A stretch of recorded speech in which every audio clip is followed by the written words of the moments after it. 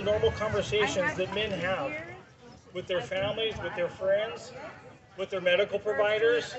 Um, some of the statistics that we have are that 77% of all men have symptoms that would indicate mental health concerns, whether it's anxiety, depression, those types of things. Also, men also suffer from having a higher rate of suicide. And so, as we talk about these things, the key is to understand is that health is health. If your knee hurts, you go to the doctor. If your back hurts, you go to the doctor. So why do we not associate, if our mental health doesn't feel good, that we don't go to the doctor? Well, part of it is, as a man, we have that kind of that macho aspect that we're supposed to be tough, that we're stoic, that, these are the types of things that we don't talk about. However, I want to make sure that we understand that we can talk about these things and we should talk about these things. That it, again, removes the stigmatism from this so that we can get the appropriate help. This is something I've advocated for because it affects me, it affects those around me, and I know it affects almost every family within the city of Imperial Beach. And so it's important that we have these conversations. You'll find some different information from Eric. I'm so grateful for Eric Gutierrez from IBAC. He's the founder of IBAC and was the president for many years, and as well as John Haight, who was one of our newly appointed members of the military relations group for the city of Imperial Beach. So you'll notice that most of us have green ribbons on.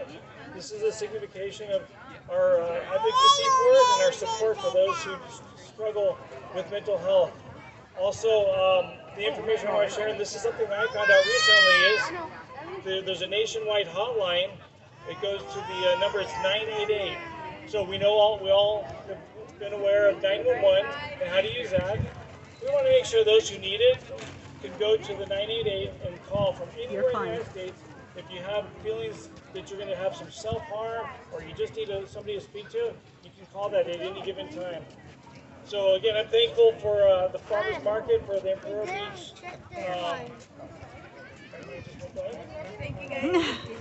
Seacoast Market for hosting us and letting us to take some of their time and for your attendance today. And so I'm going to turn the time over to Eric Gutierrez, who has a few items he'd like to share with us. Hello, thank you, Jack. All right. So, hello, and thank you for coming out. My name is Eric Gutierrez. I am the founder of Imperial Beach Athletic Club. We're a nonprofit here in town. It's a 501c4. We're a social welfare organization. We do a lot of things for the kids. We do free events, help the community, have fun doing it. We do these events, we make money, and we give this money back to Boys and Girls Club, the softball teams, the high school. We have a scholarship at the Mar Vista, just things that we really love our community. So just a little bit about me. So you might ask, how am I involved in this? I was asked last minute to come out here and speak. Unfortunately, Marty had a family emergency issue come up and he couldn't make it, so I'm proud to be able to stand up here with Jack and John. And so I don't know much about mental health, but I did go on the internet and kind of pick a few notes out and things that I found interesting. So first, here's a couple facts. Mental health is a common health condition here in the United States, affecting millions of us each year. More than 1 in 5 of us live with mental illness. So look around. There's people right now dealing with some mental illness. There's a lot more than 5 of us here. So keep that in mind. You don't know who has this. You won't recognize it, but it's around. So the most common are anxiety disorders. That's depression and bipolar disorder. That affects 40 million people here in the United States every year, and plus their family members. So just something to kind of put there. Depression is affecting 300 million people worldwide at the moment. And there's more than 200 different types of mental illness. And today, I'm here really to talk about the important resources we have two important resources I want you to hear about. First is the 988 Lifeline. It's a national network of local crisis centers that provide free and confidential emotional support to people with suicidal crisis or emotional distress. It's open 24/7, nationwide, from Hawaii to Maine, like 911. So if you need somebody or you might need help, pick up the phone. It's there for you. You know. Another little fact here. The 11th leading cause of death in the United States is suicide. These are the numbers I could get, the most recent numbers. So in 2022, 476 Americans committed suicide. Today, 22 veterans will commit suicide. Excuse me. Men commit suicide 3.85 times more than women. White males account for 68% of suicides. Another thing, the biggest age group is 85 plus commit suicide.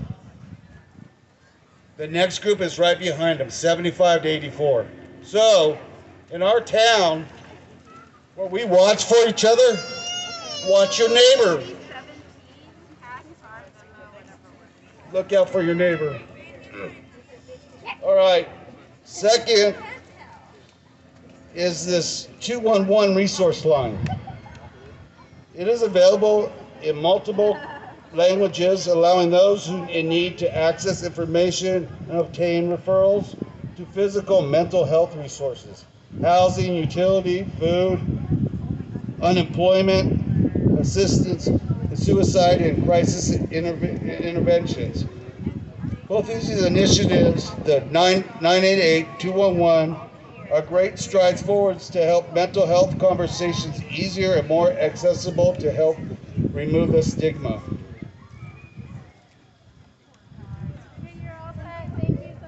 Hold on, sorry. So I would just say personally, we gotta, as Imperial Beach locals, natives, residents, whatever you want to call yourself, we gotta watch for each other. Especially if the biggest group is older people, right? And they're veterans. Most of them are veterans. So there might be an old person on your block that you don't really communicate, but maybe that person's alone and you need to step up, talk to them, be friendly. And that's pretty much all I have. So our next speaker, John Haith. John is a judge advocate for the VFW and is well known throughout the community, as well as advocate for veterans, as well as the Imperial Beach community. So thank you, and thank you for your time. Thank you very much. My name is John Haith. I'm the judge advocate for the VFW 5477 Silver Strand in Imperial Beach. And I welcome you all. My main concern is military personnel that have been deployed or on duty, and they experience very, very tough and situations of which they don't ever get over. And that's why when they return home, they have a problem. They have big problems. And they're too proud to actually talk to anybody about it. And that's what this is all about, mental health. And when they suffer from PSPD, they suffer from combat, they suffer from serving in the military, helping the health and welfare of their fellow soldiers and sailors and Marines, and it's a whole family. and it impacts everybody. Whether you're a culinary, or you're a mechanic, or you're a fighter pilot, or a grunt, excuse me, but everybody knows what I'm talking about. And that's important because it's a whole support unit. You lose one, you lose a friend, you lose a buddy, you lose a partner.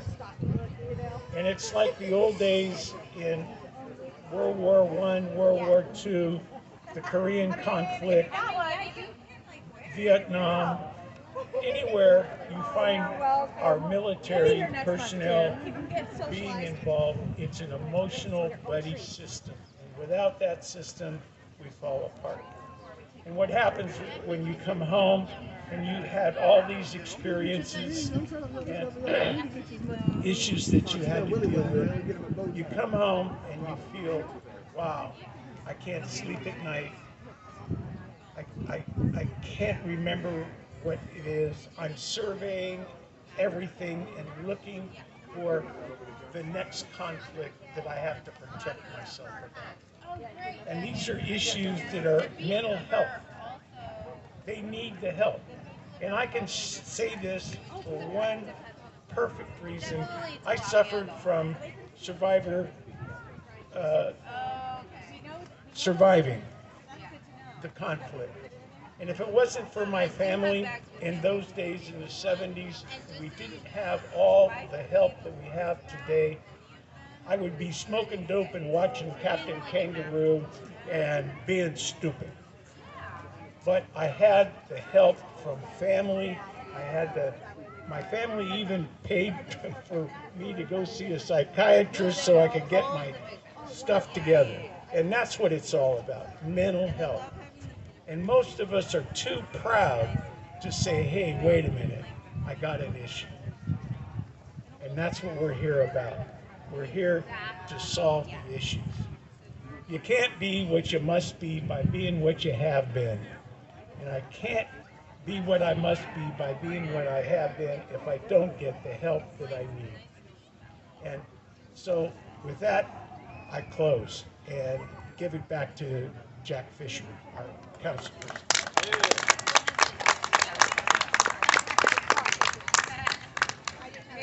What a great blessing it's been to share the stage with two men that I love and adore and who really have the community at heart.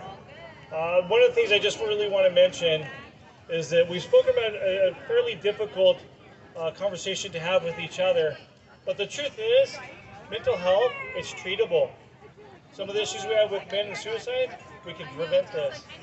The key is that we need to talk, reach out. You know, again, men aren't very good about talking about feelings, and for the women out there, we do have feelings. Maybe one that are hidden, but they're there.